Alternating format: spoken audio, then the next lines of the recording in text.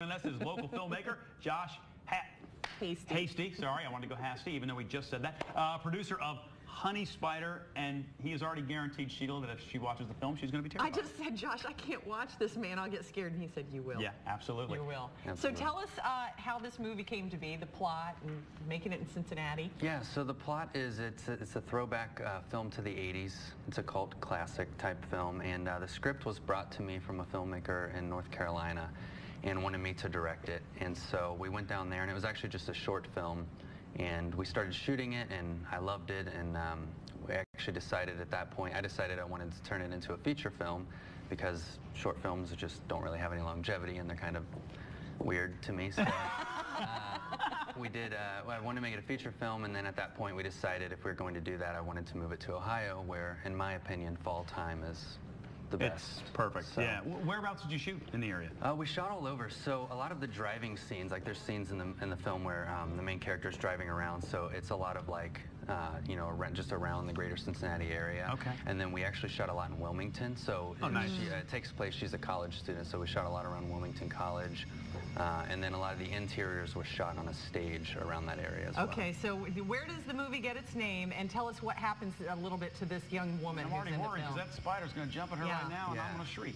Yeah, so you kind of have to see the film to understand the name. It's, Honeyspider, It's probably too early to describe it because people are having breakfast. Okay. Nice, but very kind of you. The whole thing centers around this young woman, right? Yes, what exactly. happens to her? So her name's Jackie. It's her 21st birthday, which is on Halloween. And basically this scene that you're showing right now is, she obviously works in a theater, a movie theater. So this is kind of the beginning of when things start to really go very bad for her. So yeah, it's her birthday, and she's kind of haunted by these weird things, and then it takes this just really weird turn. I like weird turns. Weird turns can be fun. Hey, let me ask you, just as a filmmaker, though, you came here because you liked how this area looked and felt in the fall. What do you think about the number of other films that are coming into our area recently? It's really cool for this part of the country. Yeah, I think it is cool. I mean, it's great now because, you know, films back in the day had to be shot in studios and on sets and stuff like this, and now they can be shot on location, and it brings a level of authenticity to it for sure. So I think it's great. So you kind of have always loved scary things, right? Didn't you used to set up some kind of haunted attraction around here? Yeah, I had one called Scare Down.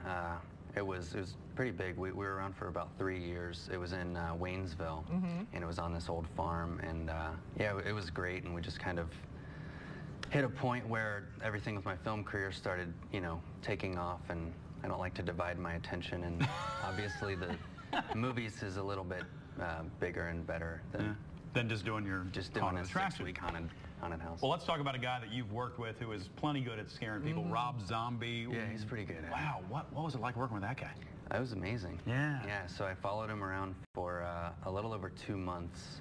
It started out as just a behind-the-scenes like featurette for his new movie called 31, and he really loved, you know, what I was shooting, and I wanted to make just like a really great documentary, like, you know, like the making of The Shining, or these documentaries that show like the filmmaking process. It's not just little clips of, you know, behind the scenes or whatever. So he crowdfunded that film and actually ended up using clips from what I was shooting to help raise the rest of the money, which was really cool.